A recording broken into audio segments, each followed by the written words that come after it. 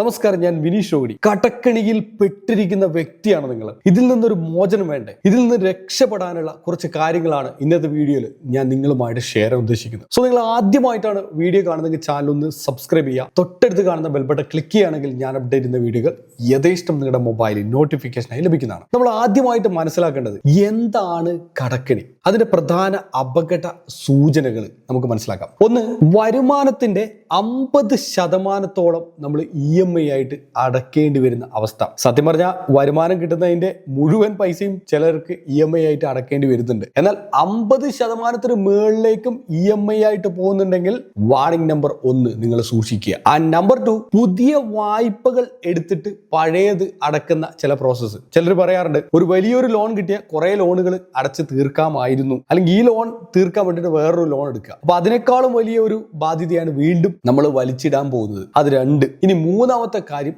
കടുത്ത മാനസിക സമ്മർദ്ദം. നമുക്ക് ഒരു രീതിയിൽ രക്ഷയില്ലാതെ ഇങ്ങനെ കടത്തെക്കുറിച്ച് ഓർത്ത് എങ്ങനെ ഇത് തീരും, എവിടുന്ന് പൈസ അറേഞ്ച് ചെയ്യും, ഇങ്ങനെയുള്ള ഭയങ്കരമായിട്ടുള്ള മാനസിക സമ്മർദ്ദം ഉണ്ടാവും. ഇനി അടുത്ത കാര്യം, കുടുംബ ബജറ്റ് താളം തെറ്റുക. അതായത് വീട്ടിലേക്ക് എന്തെങ്കിലും സാധനം വാങ്ങിക്കാനുള്ള കാര്യം, അല്ലെങ്കിൽ വീട്ടിലെ കുട്ടികളുടെ വിദ്യാഭ്യാസം ഉണ്ടാവും, മാസ വാടക ഉണ്ടാവും, അല്ലെങ്കിൽ വീടിന്റെ EMI ഉണ്ടാവും, കാറിന്റെ EMI ഉണ്ടാവും, അങ്ങനെ ഒരുപാട് കാര്യങ്ങളുണ്ടാവും. അപ്പോൾ ഈ കുടുംബത്തിൽ എന്തെങ്കിലുമൊക്കെ പ്ലാൻ ചെയ്താൽ അതൊന്നും നടക്കാത്ത ഒരു സാഹചര്യത്തിൽ വന്നു. എന്തിനധികം സ്ഥിരമായിട്ട് ചെയ്യുന്ന പല ആക്ടിവിറ്റീസും, അതുപോലും വീട്ടിലേക്ക് വേണ്ട സാധനങ്ങൾ, പലചരക്ക് സാധനങ്ങൾ, അതുപോലും വായിക്കാൻ പറ്റാത്ത ഒരു സാഹചര്യം, ഇലക്ട്രിസിറ്റി ബില്ല് അടക്കാൻ പറ്റാത്ത സാഹചര്യം, ഇന്റർനെറ്റ് പേയ്മെന്റ് അടക്കാൻ പറ്റാത്ത സാഹചര്യം, ഇങ്ങനെ എന്തെങ്കിലുമൊക്കെ പ്രശ്നങ്ങൾ വന്നു തുടങ്ങിയിട്ടുണ്ടെങ്കിൽ, കുടുംബ ബജറ്റ് താളം തെറ്റുന്നുണ്ടെങ്കിൽ ഇതൊരു അപകട സൂചനകളാണ്. സോ തിരിച്ചടവ് തന്ത്രങ്ങളാണ് നമ്മൾ ഇനി മനസ്സിലാക്കേണ്ടത് ഇതിൽ നിന്ന് രക്ഷപ്പെടാൻ വേണ്ടിയിട്ട്. ആദ്യമായിട്ട് ചെയ്യേണ്ട ഒരു കാര്യം, ഏറ്റവും ചെറിയ കടങ്ങൾ വീട്ടുക. ഇത് നിങ്ങൾക്ക് ആത്മവിശ്വാസം നൽകും. ഡെപ്റ്റ് സ്നോബോൾ എന്നാണ് ഇതിനെ പറയാം. വലിയ വലിയ ഒരുപാട് കടങ്ങൾ നമുക്ക് ഉണ്ടാവും, എന്നാൽ ചെറിയ ചെറിയ കുഞ്ഞു കുഞ്ഞു കടങ്ങളില്ലേ, 2000 രൂപ, 3000 രൂപ, 5000 രൂപ, അങ്ങനെയുള്ള കടങ്ങൾ കൃത്യമായിട്ട് ഒരു നോട്ട്ബുക്കിൽ നിങ്ങൾ എഴുതിയെടുക്കുക. ഒരു ഡയറി വാങ്ങിച്ചു വെക്കുക. എല്ലാ കടങ്ങളും എഴുതി വെക്കുക. എല്ലാ കടങ്ങളും എല്ലാ സമയങ്ങളും നമ്മൾ ഓർത്തു വെക്കണം. എന്നിട്ട് ആ കടങ്ങൾ പ്രോപ്പറായിട്ട് ഒരു വെൽ പ്ലാൻ ചെയ്തിട്ട് ഒരു വർഷത്തെയോ 2 വർഷത്തെയോ പ്ലാൻ ചെയ്ത് കൃത്യമായിട്ട് നിങ്ങൾ അടച്ച് ചെറുതായിട്ട് അടച്ചു തീർക്കുക. വലിയ വലിയ കടങ്ങൾ അവിടെ ബാക്കി വെക്കുക. ചെറിയ ചെറിയ കടങ്ങൾ പെട്ടെന്ന് നിങ്ങൾ തീർക്കാം. അടുത്ത, ഡെപ്റ്റ് അവാലഞ്ച് മെത്തേഡ്. ഈ മെത്തേഡ് എന്ന് പറഞ്ഞത് ഏറ്റവും കൂടുതൽ പലിശയുള്ള കടങ്ങൾ ആദ്യം തീർക്കുക. അതിലൂടെ വലിയ പണം നമുക്ക് ലാഭിക്കാൻ പറ്റും. അതായത് കുറെ പലിശയുള്ളതുണ്ടാവും. ഫോർ എക്സാമ്പിൾ, ഈ ക്രെഡിറ്റ് കാർഡ് ഭയങ്കര ഇൻട്രസ്റ്റ് റേറ്റ് ആണ് നമുക്ക് വരിക. അങ്ങനെ ക്രെഡിറ്റ് കാർഡിന്റെ എമൗണ്ട് ഉണ്ടെങ്കിൽ അത് നിങ്ങൾ ഫാസ്റ്റ് ആയിട്ട് പേയ്മെന്റ് ചെയ്യുക. അതേപോലെ തന്നെ ഏതെങ്കിലുമൊക്കെ EMIs ഡ്യൂസ് ആയിട്ട് വന്നിട്ടുണ്ടെങ്കിൽ ആ ഡ്യൂവിന് മേളിൽ അവർ അധിക ചാർജ് ഏർപ്പെടുത്തും. അപ്പൊ അങ്ങനെയുള്ള ഡ്യൂസ് നിങ്ങൾ പെട്ടെന്ന് ക്ലിയർ ചെയ്യുക. അതുപോലെ തന്നെ എവിടെ നിന്ന് ഈ പലിശക്കൊക്കെ ചിലർ പൈസ വാങ്ങിക്കാറുണ്ട്. പെട്ടെന്ന് അറേഞ്ച് ചെയ്യാൻ വേണ്ടി നാട്ടിലൊക്കെ പലിശക്കാരുണ്ടാവും ചെറിയ. അപ്പൊ അവരെ 5%, 10%-ഒക്കെ വാങ്ങി. അപ്പൊ അവർക്കുള്ള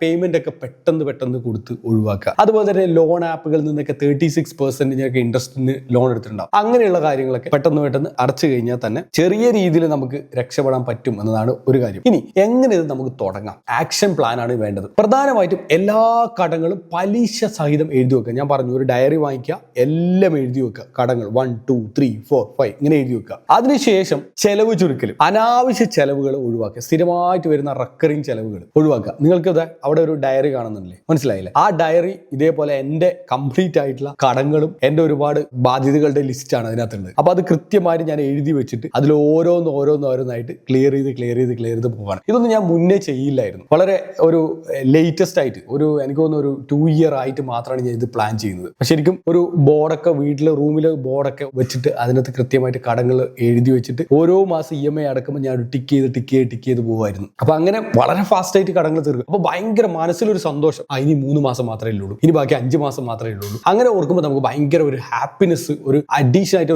ഒരു എനർജി ക്രിയേറ്റ്. ആ എനർജി നമുക്ക് മുന്നോട്ട് പോകാൻ വേണ്ടിയിട്ട് നമ്മളെ ഭയങ്കരമായിട്ട് ഹെൽപ്പ് ചെയ്യും എന്നാണ് ഒരു അഡ്വാൻറ്റേജ്. ഇങ്ങനെ കൃത്യമായിട്ടുള്ള ഒരു പ്ലാൻ നിങ്ങൾ പ്രിപ്പയർ ചെയ്യുക. അതായത് കടങ്ങളും അതിന്റെ പലിശയും അതെപ്പോൾ തീരും എന്നുള്ളത് കൃത്യമായിട്ട് എഴുതി വെക്കുക. ചെലവ് ചുരുക്കലും, അനാവശ്യ ചെലവുകൾ നമ്മൾ ചുരുക്കുക. ചെലവുകൾ എന്ന് പറയുമ്പോൾ പലർക്കും പല തരത്തിലുള്ള ചെലവുകളായിരിക്കും. ഇപ്പൊ എന്നെ സംബന്ധിച്ചിടത്തോളം എന്ത് പ്രോഡക്റ്റ് ഓൺലൈനിൽ കണ്ടാൽ അതൊക്കെ സബ്സ്ക്രൈബ് ചെയ്യുക. എല്ലാം സബ്സ്ക്രൈബ് ചെയ്ത് വെക്കും. എന്തെങ്കിലും പ്രോഡക്റ്റ് ഉണ്ടെങ്കിൽ ഇപ്പോൾ സൂം ഞാൻ സബ്സ്ക്രൈബ് ചെയ്യും, 1500 മാസം പോവാണ്. അതേപോലെ തന്നെ എന്റെ പല ഇമെയിൽ അക്കൗണ്ടുകളിലും ഗൂഗിളിന്റെ പെയ്ഡ് ഇമെയിലാണ്, അതൊക്കെ സബ്സ്ക്രൈബ് ചെയ്യും. അതിനൊക്കെ ഒരു മാസത്തേക്ക് 1200-800 രൂപയൊക്കെ വെച്ച് പോകും. അപ്പൊ അതൊക്കെ കൂടിയിട്ട് എനിക്ക് വേണമെങ്കിൽ ചെറിയ കമ്പനികളുണ്ട്, ഇപ്പൊ സോഹോ പോലെയുള്ള കമ്പനികളിലേക്ക് ആക്കി കഴിഞ്ഞാൽ ചെറിയ എമൗണ്ട് 50, എനിക്ക് തോന്നുന്നു ഐ തിങ്ക് 50 രൂപയോ 100 രൂപയോ 200 രൂപയോ സംതിങ്ങേ ഉള്ളൂ, ചെറിയ എമൗണ്ടിൽ അത് ക്ലിയർ ആവും. അപ്പൊ അങ്ങനെ നമ്മൾ സബ്സ്ക്രിപ്ഷൻസ് ഒരുപാട് കൊടുക്കുക. എനിക്ക് സബ്സ്ക്രിപ്ഷൻ മാത്രമാണ് എന്റെ ചെലവ്, മെയിൻ ആയിട്ട് ചെലവ്, അല്ലാതെ വേറെ ചെലവില്ല. അതേപോലെ തന്നെ നമുക്ക് ഒരുപാട് ഫ്യൂവലൊക്കെ അടിച്ചിട്ട് ഒരുപാട് ഇങ്ങനെ വെറുതെ കറങ്ങാൻ പോവുക, അന്നേരം ഒരുപാട് നമുക്ക് ഈ പറഞ്ഞ ഫ്യൂവലിന്റെ എക്സ്പെൻസ് വരുന്നുണ്ട്. അതേപോലെ തന്നെ വീട്ടിൽ ഫുഡ് ഉണ്ടാക്കാമായിരുന്നിട്ടും പുറത്ത് പോയിട്ട് ഒരുപാട് ഫുഡ് കഴിക്കുക,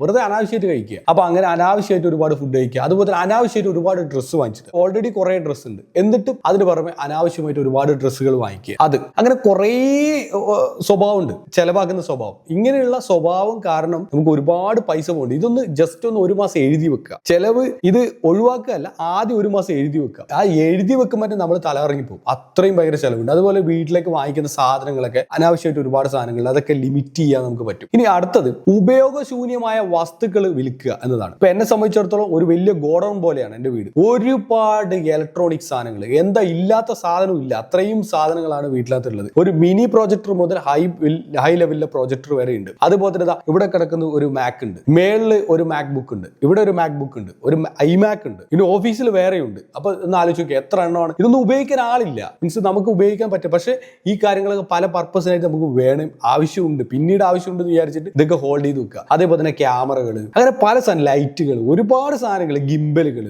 ക്യാമറ തന്നെ കുറേ എണ്ണം, അങ്ങനെ കുറേ സാധനങ്ങൾ, മെമ്മറി, ഒരുപാട് മെമ്മറി കാർഡുകൾ, എന്താ പറയുക, ടൺ കണക്കിന് സാധനമാണ്. അവസാനം വീടിന്റെ മേളിൽ ഒരു ബർത്ത് ഉണ്ട്, അതിന് മേളിൽ കൊണ്ടുപോയി കംപ്ലീറ്റ് ആഡ് ചെയ്ത് വെച്ചിട്ട് കംപ്ലീറ്റ് ലോക്ക് ചെയ്ത് വെച്ചിട്ടുള്ളത്, അതുപോലെ ആക്കി വെച്ചിട്ട് അത്രയും സാധനങ്ങളാണ്. ഡ്രസ്സിനെ കുറിച്ച് പിന്നെ പറയാനില്ല, അത്രയും ഡ്രസ്സുകളാണ്. അപ്പൊ ഇതൊക്കെയാണ് നമ്മളുടെ പ്രശ്നങ്ങൾ. അപ്പൊ ഇതൊക്കെ എടുത്തിട്ട് ഒരു OLX അല്ലെങ്കിൽ എന്തെങ്കിലുമൊക്കെ ഗ്രൂപ്പുകളോ, ഈ സെക്കൻഡ് ഹാൻഡ് സാധനങ്ങളൊക്കെ വിൽക്കുന്ന ഒരുപാട് ഗ്രൂപ്പുകൾ ഉണ്ടാവും നമ്മുടെ തന്നെ നാട്ടിൽ. അങ്ങനെയുള്ള ഗ്രൂപ്പ് ഉണ്ടാക്കി കഴിഞ്ഞാൽ പോലും നമുക്ക് ഭയങ്കര റീച്ചാണ്. ഇപ്പൊ ഒരു ഗ്രൂപ്പ് ഉണ്ടാക്കുക നാട്ടിൽ തന്നെ, എന്നിട്ട് എല്ലാവരും കൂടി ആഡ് ചെയ്യുക, നിങ്ങളുടെ ആവശ്യമുള്ള വീട്ടിലുള്ള എല്ലാ സാധനങ്ങളും വിൽക്കാം, പഴയ സാധനങ്ങളൊക്കെ വിൽക്കാം. അപ്പൊ അങ്ങനെ ഒരു ഗ്രൂപ്പ് ഉണ്ടാക്കിയിട്ട് ഈ ആസ്തികളൊക്കെ വിൽക്കുമ്പോൾ നമുക്ക് ഒരു പൈസ നമുക്ക് കിട്ടും. ഒന്നാമത് വെക്കാനുള്ള സ്ഥലവും, ഒരുപാട് സ്ഥലവും ലാഭിക്കാം. 2, പിന്നെ അതോടൊപ്പം തന്നെ ഈ സാധനങ്ങൾ പോകുമ്പോൾ ചെറിയൊരു എമൗണ്ടും കൂടി നമുക്ക് കിട്ടും, അതൊരു ബെനിഫിറ്റ് ആണ്. അടുത്തത് ബാങ്ക് ചർച്ച. ബാങ്കുകളുമായിട്ട് കൊളാബ് ചെയ്തിട്ട് നിങ്ങൾ എന്ത് ചെയ്യുക, ലോൺ ഒരുപാട് കാലത്തേക്ക് എടുക്കുക. ഞാൻ ഒരു വലിയൊരു മണ്ടനാണെന്ന് ഞാൻ പറയും. എന്തുകൊണ്ട് അറിയാം, ഞാൻ ആദ്യ കാലഘട്ടങ്ങളിലൊക്കെ ലോൺ എടുക്കുന്ന സമയത്ത് പെട്ടെന്ന് 3 മാസം കൊണ്ട് തീർക്കണം, 5 മാസം കൊണ്ട് തീർക്കണം, 6 മാസം കൊണ്ട് തീർക്കണം എന്ന് വിചാരിക്കും. എന്നിട്ട് ഞാൻ വളരെ ഷോർട്ട് ടൈമിലേക്ക് ലോൺ എടുക്കും. അപ്പൊ വലിയ EMI ആയിരിക്കും. ഈ വലിയ EMI നമുക്ക് വന്നു കഴിഞ്ഞാലുള്ള ഒരു കുഴപ്പം, നമുക്ക് പിന്നെ വേറെ ഏതെങ്കിലും ലോൺ അപ്രോച്ച് ചെയ്ത് കഴിഞ്ഞാൽ കിട്ടില്ല. കാരണം അവർ നോക്കുന്ന ഒരു മാസം എത്ര EMI അടക്കുന്നുണ്ട്. അപ്പോൾ വലിയൊരു ഹ്യൂജ് EMI വന്നു കഴിഞ്ഞാൽ നമുക്ക് പണിയാണ്. അപ്പൊ അതുകൊണ്ട് അങ്ങനെ ചെയ്യരുത്. ലോങ് ടേമിലേക്ക് എത്ര കാലം വരെ കിട്ടുമോ അത്രയുള്ള ലോൺ എടുക്കുക. ഫോർ എക്സാമ്പിൾ, ഒരു കാർ ലോൺ 5 കൊല്ലത്തേക്ക് നിങ്ങൾക്ക് കിട്ടുകയാണ്. അപ്പൊ നിങ്ങൾ അന്വേഷിക്കേണ്ടത് എന്താണെന്നറിയോ, 5 കൊല്ലത്തേക്ക് കുറഞ്ഞ ഇൻട്രസ്റ്റ് റേറ്റിൽ കിട്ടുന്നതല്ല, അതിന് 10 കൊല്ലത്തേക്ക് കിട്ടുന്ന ഏതെങ്കിലും കമ്പനി ഉണ്ടോ നോക്കുക. 10 കൊല്ലത്തേക്ക് ഇതേ കാർ ലോൺ തരുന്ന കമ്പനി ഉണ്ട്. അപ്പൊ മന്ത്ലി EMI വളരെ ചെറിയ എമൗണ്ട് ആയിട്ട് മാറും. പിൽക്കാലത്ത് ഒരു 5 കൊല്ലം കഴിയുമ്പോൾ നിങ്ങളുടെ റവന്യൂ കൂടും. ഈ മന്ത്ലി EMI എന്ന് പറഞ്ഞാൽ നിങ്ങളെ സംബന്ധിച്ച് ഒന്നും അല്ലാത്തൊരവസ്ഥയിലെത്തും. ഒരു 5 കൊല്ലം ബാക്കിൽ എനിക്ക് മന്ത്ലി വരുന്ന EMI, അതായത് ഒരു വീടിന്റെ EMI എന്ന് പറഞ്ഞത് ഒരു 20,000 ആണെങ്കിൽ 23,000 ആണെങ്കിലും ഇന്ന് ഇപ്പൊ 23,000 എന്ന് പറഞ്ഞാൽ എന്നെ സംബന്ധിച്ചിടത്തോളം ഒരു വലിയൊരു ഫിഗർ അല്ല. മനസ്സിലായില്ലേ? അപ്പൊ അങ്ങനെ ആയിട്ട് മാറുന്ന ഒരു സാഹചര്യത്തിൽ എത്തും. ഇനി ഒരു 10 കൊല്ലം കൂടി കഴിയുമ്പോഴോ 20,000 ഒന്നും അല്ലാത്തൊരു ഫിഗറോ, വീണ്ടും അടുത്ത 10 കൊല്ലം കഴിയുമ്പോഴോ അങ്ങനെയാണ്.